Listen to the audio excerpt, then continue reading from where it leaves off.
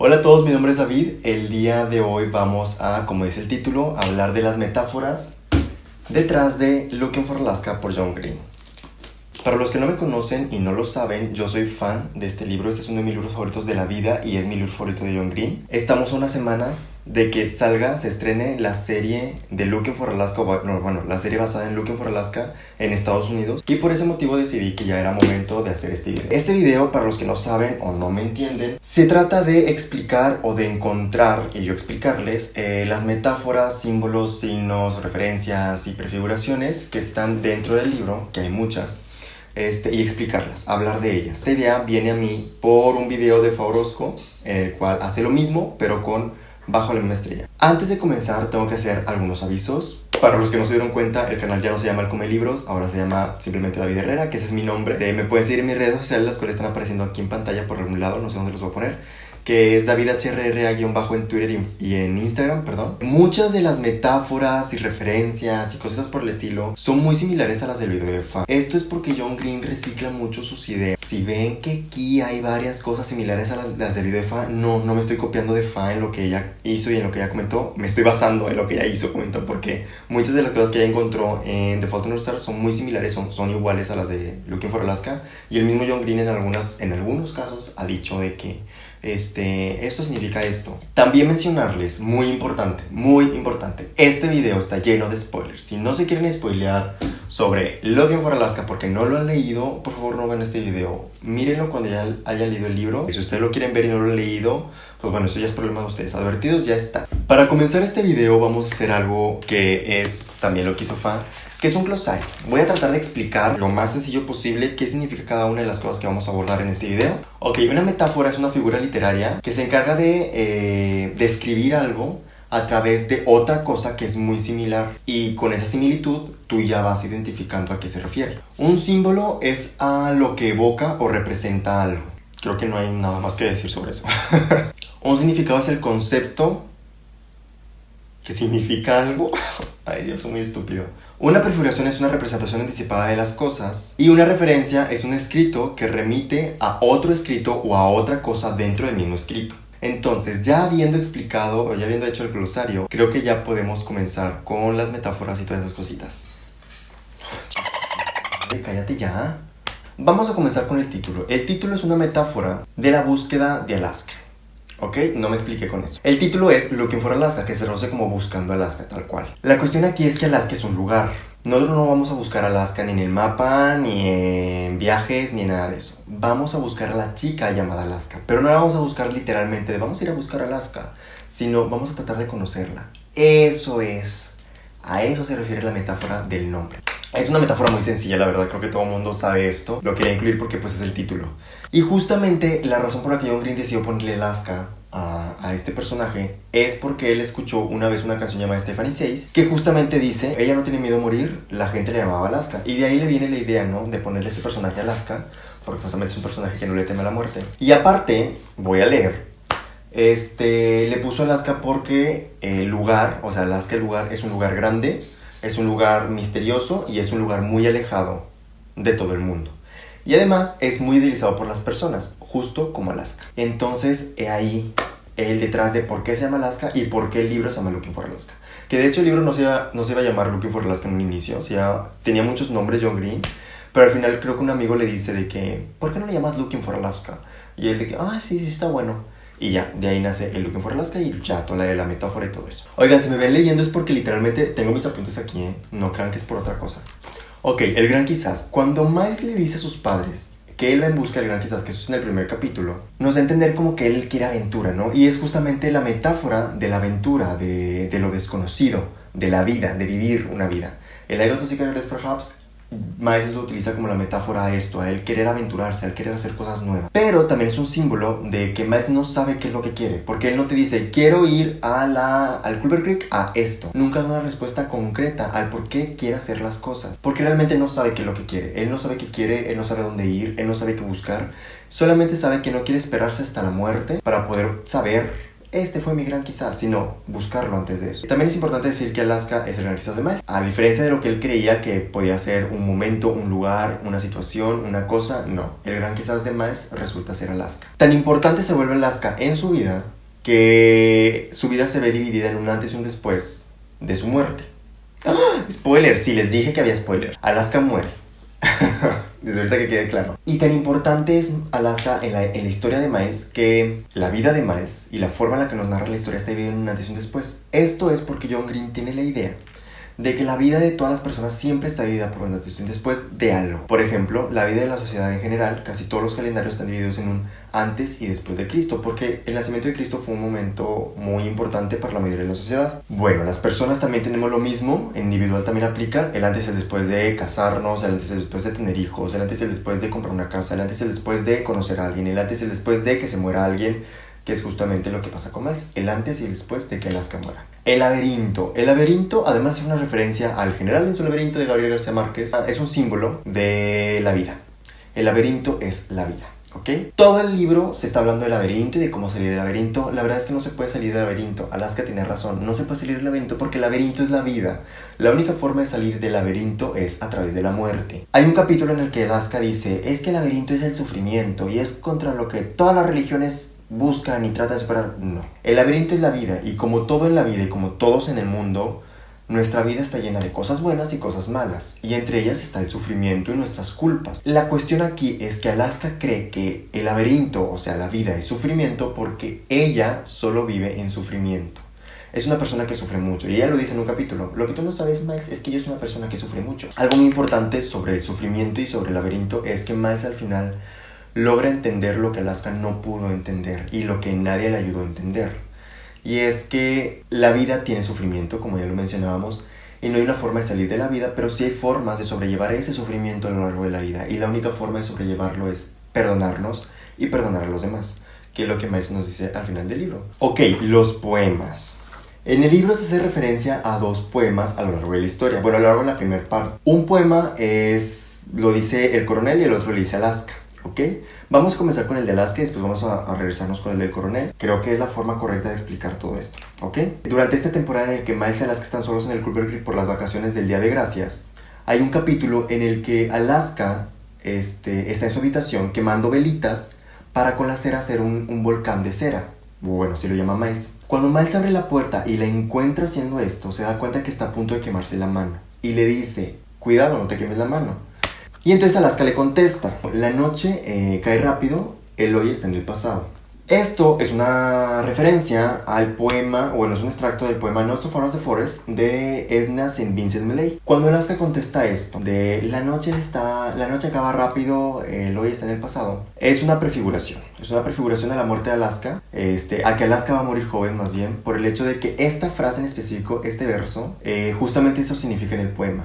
A que la vida termina rápido y que el tiempo se acaba sin que tú te des cuenta. También es un símbolo de que Alaska ya no se interesa en sí misma. O sea, ya no le preocupa el quemarse, y esto lo vemos muchas veces a lo largo del libro. Para ella la vida no tiene solución y por lo tanto ya no le preocupa sufrir, ni física ni emocionalmente. Ella simplemente sabe que va a sufrir.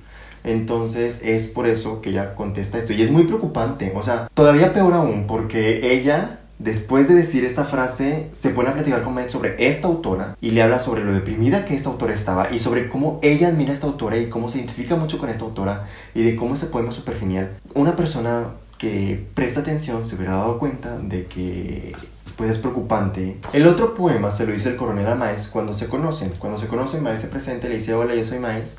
Y entonces el coronel le dice, Miles, as in to go before I sleep, que se traduce al español como millas, como las que tengo que recorrer antes de dormir. Es un poema un poco más corto que el anterior, porque el anterior es muy largo, pero este poema es mucho más corto y se llama Stopping by Woods on a Snowy Evening, que se traduce como detenernos en el bosque en una noche nevada. El último párrafo, el último verso, dice lo siguiente. The woods are lovely, dark and deep, but I have promises to keep, and miles to go before I sleep, and miles to go before I sleep, que es de aquí donde sale la referencia al poema. En este poema, este párrafo en específico, el bosque es una referencia a lo que hay después de la muerte, el más allá. Y por eso dice, es encantador, porque todos vamos a ir allá en algún momento, pero es oscuro y profundo, nunca sabemos qué es lo que va a pasar después de la muerte. El sleep, el dormir, es una metáfora a el morir, la acción de morirte. Y el miles to go es una metáfora o significa los pendientes en la vida. Entonces, esto lo podemos relacionar con Alaska.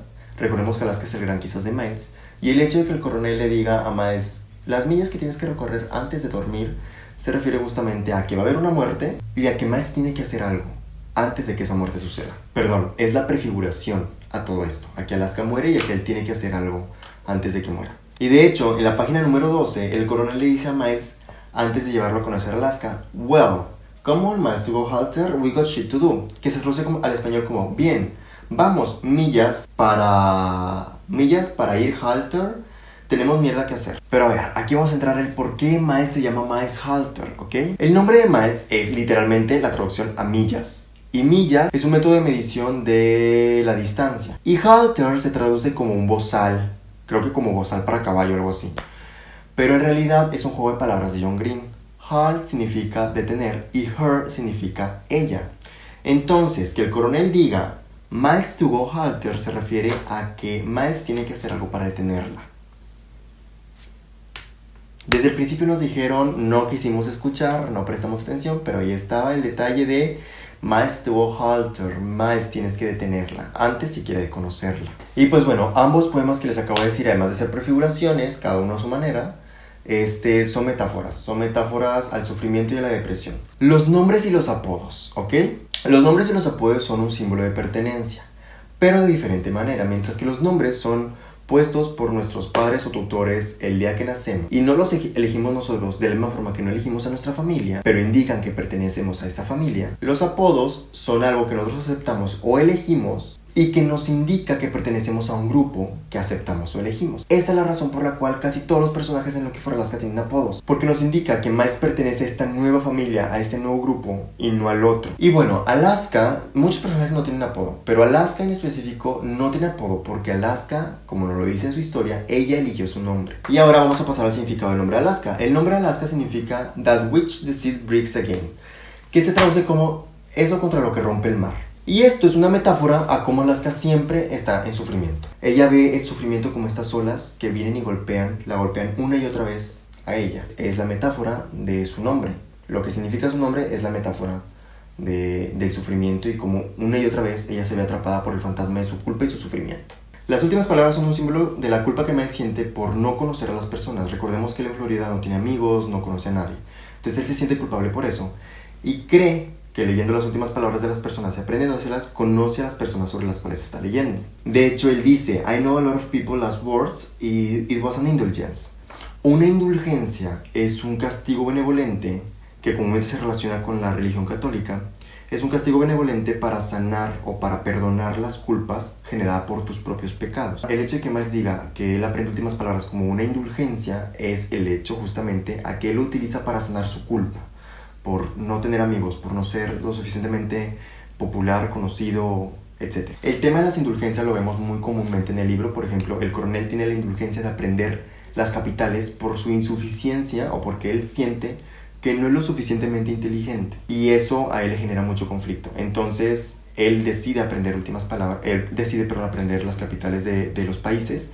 Y de hecho, cuando Alaska muere, él decide aprenderse no solamente las capitales de los países, sino también las capitales de los estados. Y empieza a aprenderse un montón de capitales de todo el mundo por justamente la culpa de no ser lo suficientemente inteligente para detener a Alaska. Y Alaska, pues bueno, Alaska tiene dos indulgencias. Una es el cigarro, que ella dice, yo no fumo para gozarlo, yo fumo para morir, que es justamente la indulgencia que ella tiene consigo misma por su culpa sobre la muerte de su madre.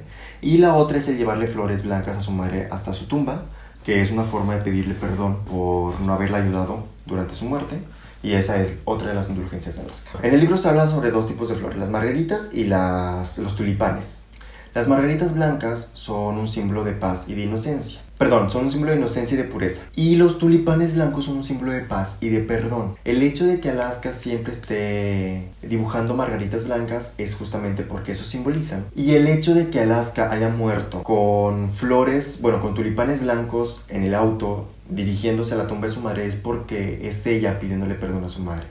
otra vez por sus errores. El cisne es un símbolo de Alaska. Cuando Miles entra al Culver Creek y ve el lago y ve que hay un cisne, él piensa en lo elegante y en lo hermoso y en lo fabuloso que es ese cisne. Y el coronel le dice, ten cuidado con ese cisne porque ese cisne es malo.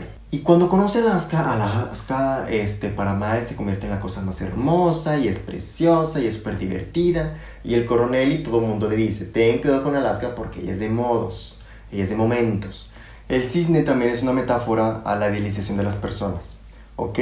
Como ya mencionamos, el símbolo es Alaska, pero la metáfora es que Miles idealiza a las personas. Bueno, principalmente Alaska. La idealiza tanto que no se da cuenta de lo peligroso que puede ser ni de lo malo que puede ser. Bueno, se da cuenta, pero está tan encerrado en su idealización que lo ignora. Prefiere ignorarlo. Y pues es la prefiguración en la escena donde el cisne muerde a Miles. Es la prefiguración de que Alaska le va a generar sufrimiento en un futuro. Entonces ahí está el tema del cisne. Y ahora vamos a pasar con la mesa para café. La mesa para café es una metáfora sobre la idealización de las personas. En este caso, la forma en que Miles idealiza a Alaska. Así como en el cisne, aquí tenemos también la idealización de Alaska. Mientras que en el cisne la idealización es más física, es una cuestión más por el físico, como Alaska es muy hermosa, pues él la idealiza como algo hermoso. En la mesa para café estamos hablando de la idealización de la personalidad de Alaska. Esto va a sonar muy parecido a una metáfora que encontró Fa en The Fault in Our Stars, pero es que es la misma metáfora, solamente que de diferente forma. Pensamos que la mesa para café es una mesa para café porque le pusieron o la llamaron mesa para café, pero en realidad es un baúl. Tendemos a creer que la cosa es la representación de la cosa, pero no es así. Es un baúl al cual llamaron mesa para café y la utilizan como mesa para café. Pero eso no quiere decir que sea una mesa para café, es un baúl. Cuando John Green utilizó esa metáfora en The Fault in Our Stars, era mucho más obvio que se refiere a las personas con cáncer porque es sobre lo que gira ese libro. Pero aquí, en Looking for Alaska, es sobre la idealización de las personas. Tendemos a idealizar las personas y las etiquetamos en un espacio muy pequeño. Entonces, el que nosotros idealicemos a las personas y los etiquetemos y los encerremos en nuestra idea de lo que son, es justamente deshumanizar a las personas. Miles deshumaniza a Alaska, la objetiviza con sus idealizaciones a tal grado que se le olvida que es una persona que puede llorar, que puede sufrir, que puede sentir y que comete errores y que tiene culpas y que es mala también y que puede hacer cosas buenas también. Entonces eso es el problema de Miles. Miles se enfoca tanto en lo que él pensó de ella y lo que él se imagina de ella y lo que pudo haber sido, que ignora que era una persona y que esa persona tiene sentimientos y se molesta cuando esa persona expresa sus sentimientos. Y de hecho Alaska se lo dice, es que a ti no te agrada la persona loca que llora y que se expresa, a ti te agrada la persona divertida. El águila y el Dr. Hyde son una metáfora a Dios. Los dos son una forma de representar a Dios en el libro, solamente que ambos lo representan de formas diferentes. Por ejemplo, el águila y su ojo vigilante es una representación de este Dios castigador por amor. El Dios principalmente que se muestra en el Antiguo Testamento de la religión católica, este Dios que te castiga porque te ama. Que de hecho todos los personajes tratan de huir de su ojo vigilante, ¿no? Su ojo de águila, porque es el ojo que todo lo ve. Tratan de huir de él y romper las reglas a expensas de él, que esto es muy importante porque es la forma en la que estos personajes ven a Dios. No lo ven como una autoridad, lo ven como algo de lo que hay que huir porque no creen en él. Ellos no es que no vayan a romper las reglas, es que van a romper las reglas a espaldas del águila y de su ojo vigilante, que en muchas ocasiones el águila los encuentra. Y algo muy importante a destacar es que el águila cuando los encuentra no los expulsa, a nadie. Lo único que hace es castigarlos o darles una advertencia, pero siempre obtienen el perdón. Entonces es esta metáfora de este Dios castigador que aunque te odie, bueno, no te odie, aunque te castigue, comúnmente te va a dar el perdón. Mientras que el Dr. Hyde es esta representación del Dios amoroso, el Dios guía, ese Dios que está dispuesto a cuidar a su rebaño y a guiarlo hasta el final de los tiempos. Durante todo el libro, el Dr. Hyde sirve como guía para todos los personajes, pero principalmente para Miles, en esta búsqueda de Alaska, en este tratar de encontrar su gran quizás, en este tratar de encontrar las respuestas a sus preguntas, y justamente es el Dr. Hyde quien guía a Miles a contestar la pregunta de Alaska de cómo salir del laberinto. De hecho, una de las metáforas más grandes que el Dr. Hyde le da a Miles es el de estar presente. Cuando Miles está en la clase prestando atención al exterior y viendo allá al otro lado del lago, a lo que hay del otro lado del lago y a cómo está todo interconectado y que Alaska y que no sé qué, y al día siguiente, bueno, en la clase siguiente, no me acuerdo en qué clase, le dice que él tiene que estar presente. Esto es una metáfora muy importante que Dr. Hyde le da a Miles.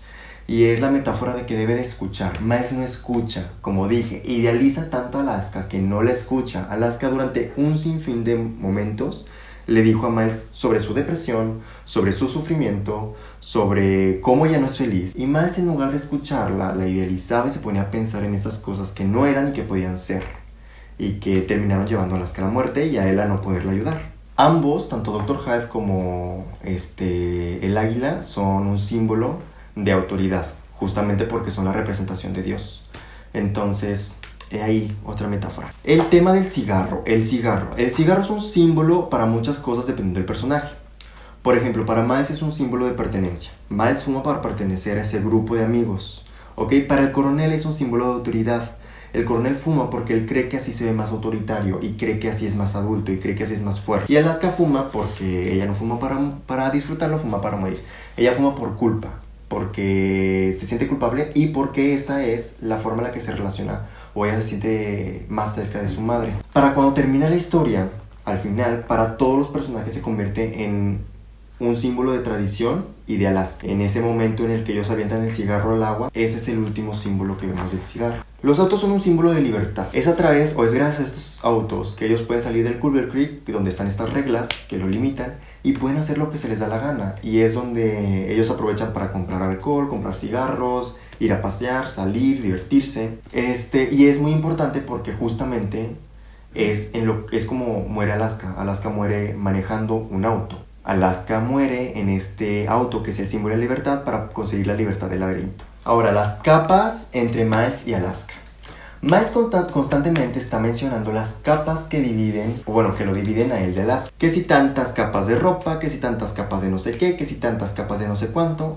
El hecho de que Miles constantemente esté haciendo alusión a las capas para hablar sobre lo que lo divide de Alaska es justamente el símbolo de la distancia entre Miles y Alaska. Algo muy importante que hay que destacar es que Miles y Alaska jamás logran estar uno cerca del otro sin una capa de por medio.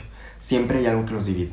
Entonces es esta también la metáfora de que Miles no conoce a Alaska y no la va a conocer nunca. El clima. El tema con el clima es muy sencillo. El clima siempre está relacionado con el estado de ánimo de Alaska. Cuando Miles conoce a Alaska, es en el segundo capítulo. Y en ese segundo capítulo Miles describe Alabama y el Culver Creek como un lugar muy caliente. Demasiado caliente, demasiado ardiente. Y cuando conoce a Alaska, la ve y la describe como la chica más ardiente que ha conocido nunca. Cuando Alaska está triste, el clima suele estar nublado o lloviendo. Cuando Alaska está feliz o está tranquila, el clima suele ser agradable, que eso lo podemos ver en las vacaciones del Día de Gracias. Y cuando se acerca la muerte de Alaska, el clima empieza a enfriarse hasta que se vuelve completamente frío cuando Alaska muere. Entonces ese es el símbolo del clima. El clima es un símbolo del estado de ánimo de Alaska. Ok, el lago y el río. El lago y el río están muy relacionados con otro símbolo que vamos a ver más adelante, que es el lago. El lago y el río son un símbolo de libertad. Es en estos lugares donde ellos pueden sentirse libres, aunque estén dentro del Culver Creek, y donde ellos se unen, y donde platican, y donde socializan. Miles constantemente está diciendo que Alaska tiene un olor muy particular, que es la combinación del cigarro, olor del cigarro, con el olor de la vainilla. Y esto es un símbolo, sí es un símbolo de que Alaska tiene doble personalidad. O bueno, él ve a Alaska con doble personalidad. Como esta chica que un día puede ser completamente divertida y buena onda y amable, y al otro día puede ser completamente agresiva y enojona y desagradable. Todo lo que nos une nos separa. Ok, lo voy a leer. Dr. Hyde menciona en una de sus clases que todo lo que se une se tiene que separar. Esto es un significado. O bueno, esto lo que realmente significa es que todo lo que nace tiene que morir, todo lo que empieza tiene que terminar, todo lo que sube tiene que bajar y todo lo que se une se tiene que separar. Miles se pregunta, ¿por qué Alaska muere? Pues porque todo lo que nace tiene que morir, porque todo lo que empieza tiene que acabar, y tu gran quizás no ha acabado, pero tu tiempo con ella ya acabó. El agua es un símbolo de sufrimiento y de libertad, ¿ok? El hecho de que Alaska se llame así el hecho de que el nombre Alaska signifique contra lo que el mar rompe, el hecho de que en la habitación de Alaska se haya inundado y le haya arruinado la mitad de su biblioteca de vida, el hecho de que Alaska sea comparada con un huracán por parte de Miles, es justamente el hecho de Alaska y el sufrimiento, su relación con el sufrimiento, porque el agua es una visualización del sufrimiento. El hecho de que Miles la compare con un huracán, esto es una metáfora al sufrimiento o al hecho de que Alaska puede causar sufrimiento a Miles. Miles no lo ve así. Miles la describe como un huracán porque él la ve como esta mujer fuerte. Pero realmente, si nos podemos analizar, los huracanes, además de ser fuertes y además de ser muy impactantes, también son muy desastrosos. causan destrozos y pueden llegar a causar sufrimiento a todos los que se ven afectados a su alrededor, que es justamente lo que pasa con la muerte de Alaska y también la prefiguración de que ella va a causar sufrimiento a las personas. Y aquí también vamos a hablar del columpio. El columpio es una metáfora o es una... Es que no sé cómo catalogar esto, no sé si es un significado o una metáfora, pero mire, se los voy a explicar y ustedes ya me dicen cómo lo acomodaron. Perdón, Miles relaciona el columpio con los pensamientos positivos de la primera vez que conoció a Alaska. Ok, la primera vez que conoció a Alaska, recuerden que ellos estaban sentados en un columpio, a un lado del lago. Miles lo vuelve a mencionar al final del libro cuando el Culver Creek decide que va a ser un pequeño parque en conmemoración de Alaska al lado del lago. Miles piensa, creo que esto no representa Alaska, creo que hubiera sido mejor un columpio, porque es con lo que él la relaciona. Y es muy interesante, ya regresando al tema del agua, porque no hemos salido del tema del agua, es muy interesante que hay un capítulo en el que el lago se desborda por las lluvias y esto hace que el columpio se hunda y se echa a perder, porque es un columpio de madera. Entonces, ahí es lo que está detrás del columpio, el hecho de que pues Alaska un día va a desaparecer, ¿no? Esos recuerdos positivos un día se van a ver nublados por todo lo demás. Y pues bueno, lo que decíamos, el agua es un símbolo de libertad porque es justamente cerca de estos cuerpos de agua donde Miles y sus amigos pueden ser libres, que es en el río y en el lago. Ok, la biblioteca de vida de Alaska. La biblioteca de libros es una metáfora sobre las apariencias. Cuando Miles se da cuenta y ve esta biblioteca, se impresiona y cree que Alaska es súper inteligente y súper culta porque ella leyó todos esos libros.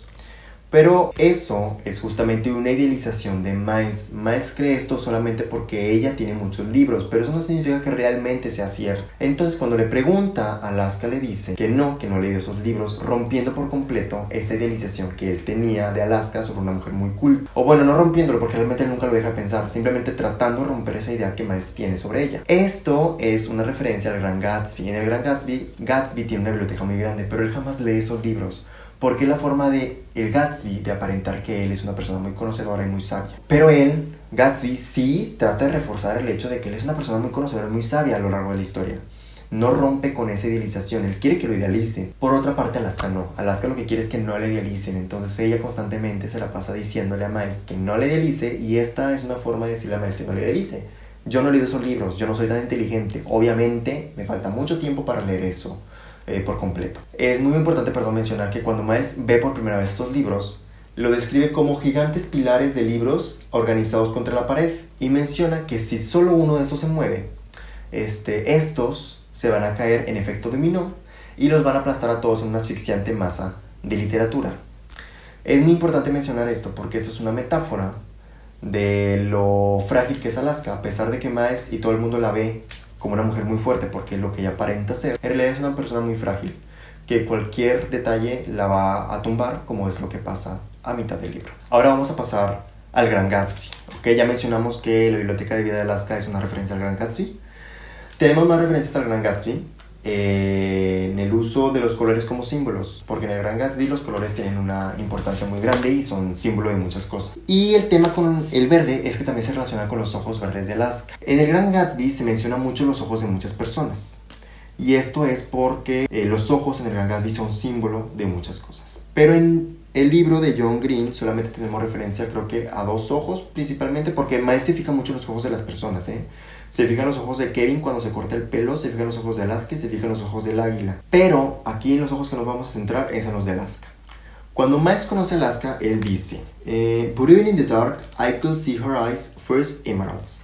Que se traduce como, incluso en la oscuridad yo podía ver sus ojos, fuerte esmeraldas, o de esmeralda muy fuerte. Esto es porque los ojos de Alaska son una referencia al faro verde al otro lado del lago de el Gran Gatsby. Es una metáfora de aquello que queremos pero no tenemos y no tuvimos, como dice Fa. Justamente los ojos verdes de Alaska es este recordatorio para Miles de algo que él desea con tanto anhelo pero que nunca va a tener. También tenemos una referencia al extraño caso de Dr. Jekyll en Mr. Hyde, que es el nombre de Dr. Hyde.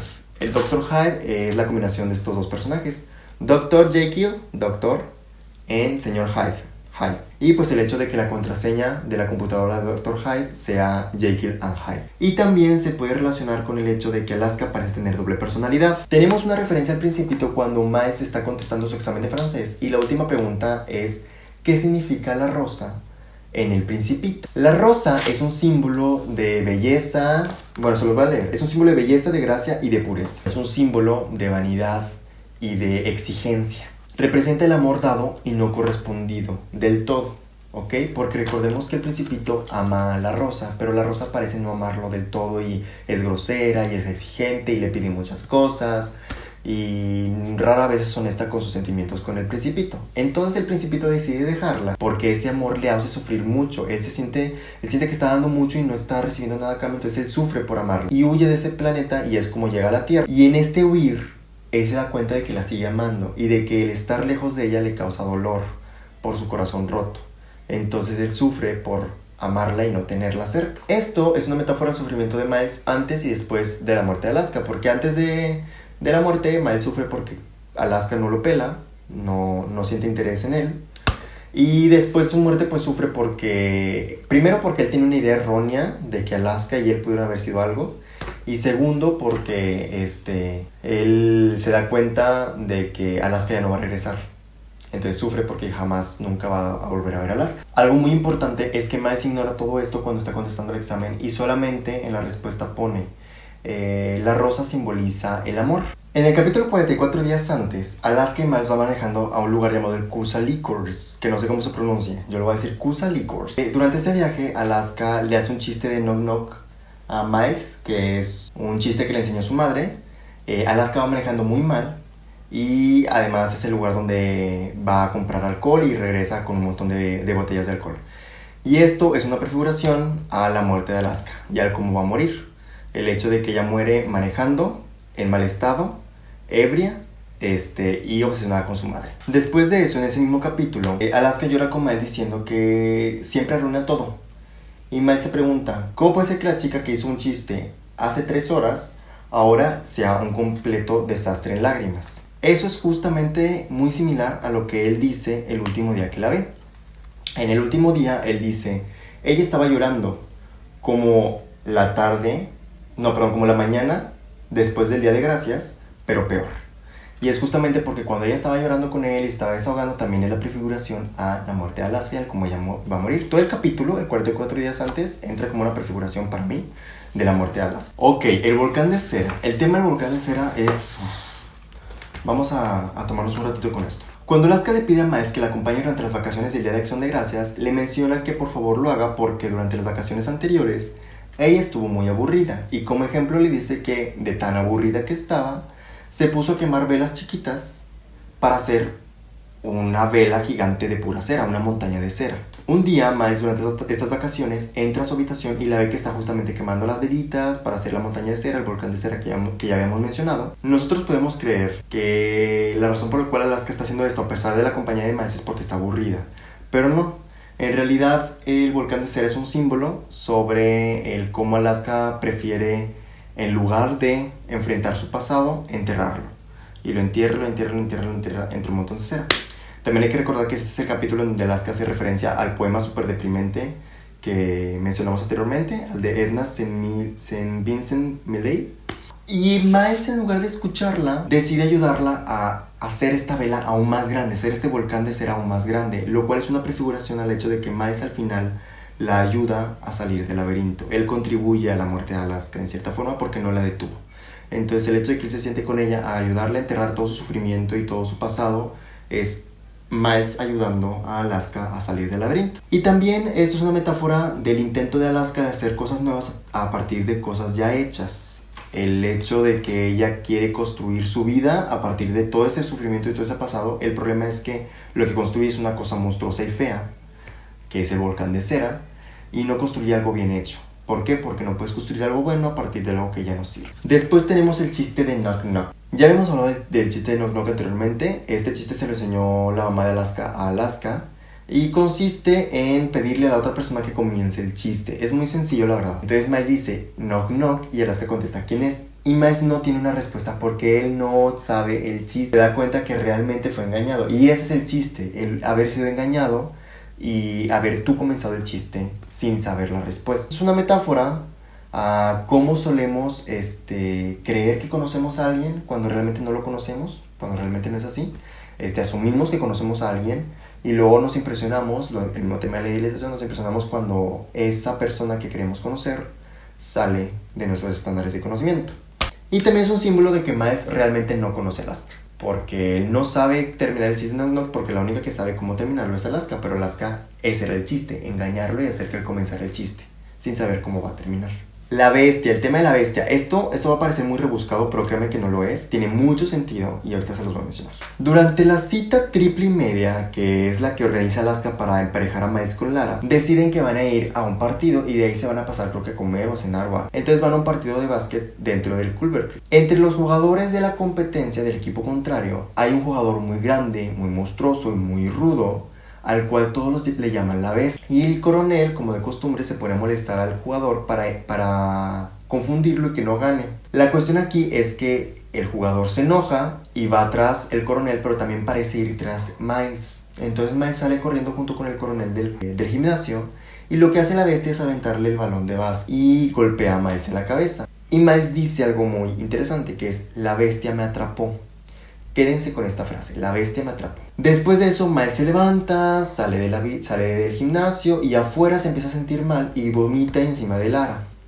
Ok, todo esto que acaba de pasar es una prefiguración al cómo o al qué sucede el día después de que Miles se entera de la muerte de Alaska. ¿Cómo Miles se entera de la muerte de Alaska? Muy fácil, se entera en el gimnasio junto con todos sus compañeros, como el día del partido. Cuando le dicen que Alaska muere, él se levanta, sale del gimnasio y vomita afuera del gimnasio, que es exactamente lo mismo que pasó el día que la bestia lo atrapó y fue golpeado por el balón. Pero algo muy importante es que la noche anterior a la muerte de Alaska, el último día, cuando Miles y Alaska están besando, el coronel los ve y dice lo siguiente: That wretched beast, drama draws nights, que se traduce como esa miserable bestia, el drama se avecina. Entonces, ahí otra vez el tema de la prefiguración de que la muerte de Alaska es la bestia para Miles, que lo golpea y lo hace sentir mal. Eso también es una metáfora al sufrimiento, y como muchas veces sufrimos por las acciones de los demás, la interminable cadena de consecuencias que resultan de las acciones más pequeñas,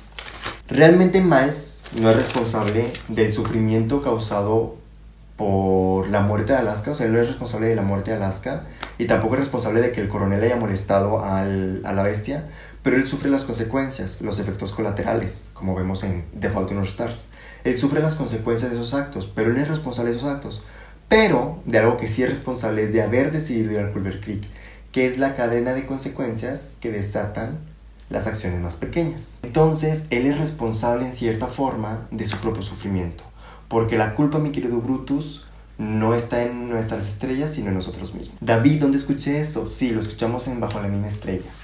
En Bajo la misma estrella, el título de Bajo la misma estrella original en inglés es The Fault in Our Stars, que se traduce como la culpa de nuestras estrellas. Y esto sale en una cita, una referencia de Shakespeare, en donde uno de los personajes dice: la culpa, mi querido Brutus, no está en nuestras estrellas, sino en nosotros mismos. Las estrellas es el destino. Lo que el personaje está diciendo es que la culpa de nuestro sufrimiento no cae sobre otras personas, no cae sobre el destino, porque no existe un destino. Nosotros vamos trabajando nuestra vida y lo que sufrimos es consecuencia de lo que nosotros hicimos. La razón por la que The Fault in Our Stars se llama La culpa de nuestras estrellas es porque los personajes de The Fault in Our Stars están sufriendo por una enfermedad llamada cáncer, que ni ellos eligieron, que ni ellos hicieron nada para obtenerla. Entonces, en ese libro, la culpa de su sufrimiento sí está en sus estrellas. Si hay algo externo que no sabemos qué es, que decidió que ellos van a tener cáncer y que van a sufrir por eso. Pero en Looking for Alaska no. En Looking for Alaska lo que nos trata de decir el libro es: tu destino lo vas trabajando tú, tu vida la vas trabajando tú, y el sufrimiento que tú tienes, aunque parezca que es responsabilidad de alguien más, en realidad es parte de las acciones que tú vas desencadenando. Y aquí es donde entra una frase muy importante que me encanta del libro, que es ya al final, en donde dice: si tan solo fuéramos capaces de ver la interminable cadena de consecuencias que resultan de nuestras acciones más pequeñas, pero no podemos hacer mejor las cosas hasta que hacerlas mejor resulte inútil. Esta frase resume por completo la idea de Looking for Alaska sobre la culpa y de cómo somos responsables sobre nuestro sufrimiento. ¿Por qué? Porque no somos capaces de ver la interminable cadena de consecuencias de todo lo que hacemos. Miles decidió ir a Culver Creek porque quería ir a un gran quizás, pero eso lo llevó a conocer a Alaska, pero eso lo llevó a sufrir porque Alaska no lo quería, y a eso lo llevó a sufrir porque Alaska murió y porque él se siente responsable de la muerte de Alaska porque la ayudó a morir en cierta forma. Entonces, la cadena de consecuencias de nuestras acciones más pequeñas, los efectos colaterales que se ven en The Fault in Our Stars. Y no podemos hacer mejor las cosas hasta que sea mejor, hacerlas mejor resulte inútil. ¿Por qué? Porque no podemos solucionar los errores ya cometidos hasta que cuando se nos ocurre una solución ya es demasiado tarde. Porque las soluciones a los errores se nos ocurren cuando ya se cometieron esos errores. Entonces, eso es lo que está detrás de la bestia. Y algo muy importante que hay que destacar es que cuando Miles llega al Culver Creek, él menciona que esta bestia es diferente, refiriéndose al Culver Creek como una bestia. Entonces, desde el principio ya sabíamos que todo iba a terminar mal. Espero haberme explicado con todo esto de la bestia, espero lo haya entendido, porque la verdad sí está medio revuelto y porque aquí hay una relación muy grande con The Fault in Our Stars, que también tengo que aclarar. Los libros de John Green están todos interconectados por las mismas ideas. De hecho, si a ustedes les gustaría que hiciera un video explicando la relación entre todos los libros de John Green, pues me podrían dejar en los comentarios y yo con mucho gusto lo haré después. Cuando Miles va al funeral de Alaska, ve que el féretro está cerrado. Y él le pregunta a un señor que está al lado de él, que después resulta ser el papá de Alaska, le pregunta por qué el féretro está cerrado. Y el señor le contesta que cuando Alaska era pequeña y estaba en el funeral de su mamá, el féretro estaba abierto. Y Miles le dijo a su papá que por favor, cuando ella muriera, no dejara que la vieran muerta, que por favor estuviera cerrado. Eso es un símbolo de que Alaska pensó desde muy pequeña que ella moriría joven, mucho más joven o que moriría antes que su padre. Y por eso ella le pidió a su papá que cuando ella muriera el féretro estuviera cerrado. Por último, la última cosa por hacer. Ya con esto estamos por terminar este video. Antes de terminar el libro, el coronel le dice a Miles que aún tiene una cosa pendiente por hacer, que es subirse a un auto y pasar por el lugar donde Alaska murió. Durante todo el libro, durante toda la mitad después de la muerte de Alaska, los personajes se la pasan, principalmente Miles, sufriendo por la muerte de Alaska. Y no pueden superar el hecho de que Alaska haya muerto y de que ellos hayan colaborado. El hecho de que el coronel y Miles se hayan subido a un carro y hayan hecho exactamente lo mismo que Alaska hizo, manejar directamente por esa avenida, y el hecho de que hayan pasado vivos, es la metáfora a que hay que enfrentar el pasado para poder vivir el presente y construir un futuro. Y también es la metáfora a que después de la muerte hay vida. Porque aunque Alaska esté muerta, el resto de los personajes siguen vivos. Porque la vida no se detiene por nosotros, sigue y va a seguir hasta que no haya nada más que pueda vivir. Y bueno, eso es todo lo que encontré en este libro. Espero les haya gustado, espero les haya servido. Antes de terminar, tenemos que hablar de un tema muy importante de este libro, que es sobre lo que gira, que es la culpa y el perdón. Como les dije, a diferencia de The Fault in Our Stars, The Fault in Our Stars habla sobre la culpa en cosas sobre las que no tenemos control, como es el cáncer. Looking for Alaska es todo lo contrario, la culpa es nuestra. Nosotros hicimos algo que nos llevó a eso que estamos sufriendo. Son dos ideas que John Green tiene y que son muy contrarias una de la otra. Pero tenemos que entender que el hecho de que dos ideas son contrarias una de la otra no significa que ninguna de las dos ideas son correctas. De hecho, las dos ideas que nos plantea John Green en ambos libros son completamente correctas. Porque hay cosas en nuestra vida que nosotros no podemos controlar y que nos van a hacer sufrir y no tenemos de otra más que aceptarlo y trabajar esos temas. Y hay otras cosas que nosotros somos los responsables y tenemos que trabajar el perdón. Ni Alaska es responsable de la muerte de su madre porque ella no la mató, ni Miles es responsable de la muerte de Alaska. Pero ambos fueron colaboradores en cierta forma de estas muertes. Entonces ellos se sienten responsables y culpables. La diferencia es que Alaska no puede enfrentarlo y no es capaz de enfrentar ese pasado y se la pasa atormentándose una y otra vez por ese dolor y ese sufrimiento. Miles no, Miles logra encontrar la respuesta a cómo sobrellevar el laberinto, no el sufrimiento. Porque recuerden que el laberinto es la vida. Y la forma de llevar la vida junto con su sufrimiento es perdonarnos y perdonar a los demás. Pero para perdonar a los demás hay que perdonarnos a nosotros mismos. Entonces, no se trata de olvidar, no se trata de ignorar, como Miles hizo mucho tiempo. De hecho, él dice, la forma en la que yo llevé mucho tiempo el laberinto fue ignorando que existía. Entonces, eso es lo que el libro nos trata de enseñar, uno de los temas principales, porque hay muchos temas principales. No voy a meter en el tema de los temas. Si quieren que lo haga, ya saben, déjenme en los comentarios para yo hacer todo esto en el video de la relación entre los libros de John Green. Pero sí, este es un tema muy importante y creo que es el tema que la gente suele ignorar en este libro. Solemos hacer lo mismo que hizo Miles. Idealizamos a Alaska y la admiramos. Y no se trata de admirarla. Tampoco se trata de odiarla, porque no es un personaje que hay que odiar. Es un personaje al que hay que aprender a entender. Y en ese entender, humanizar. ¿Ok? Y saber que las personas a nuestro alrededor también son humanas. No podemos idealizar a las personas. Al idealizarla, lo que hacemos, como ya dije, es objetivizar a las personas y quitarles un montón de lo que son, porque nuestra mente jamás va a ser capaz de englobar todo lo que una persona es, porque una persona es completamente compleja a lo que nuestra mente es capaz de entender. Y el mismo Mai lo dice, si nosotros desarmáramos a Alaska y luego la quisiéramos armar con su cuerpo y sus gustos y lo que ella hacía y todo lo que ella contenía, nunca la vamos a poder armar como era en un principio, porque es imposible. Porque Mal se da cuenta que él debía de entenderla y no de tratar de imaginarla. Entonces sí, eso es todo por este video, chicos. Espero les haya servido, espero les haya gustado. Y como a Fa dijo, espero no decepcionar a John Green, si es que en algún momento se llega a enterar sobre esto, que lo dudo. Pero sí, espero les haya gustado, les sirva. Síganme en mis redes sociales, las cuales están apareciendo en pantalla. Tengo Instagram y tengo Twitter, DavidHRR_.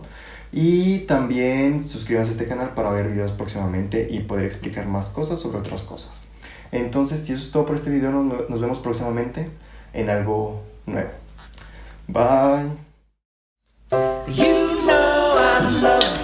Oigan, esto es agua. Eso es agua, no es alcohol. No van a creer que me estoy empezando mientras hago este video. Que podría, pero...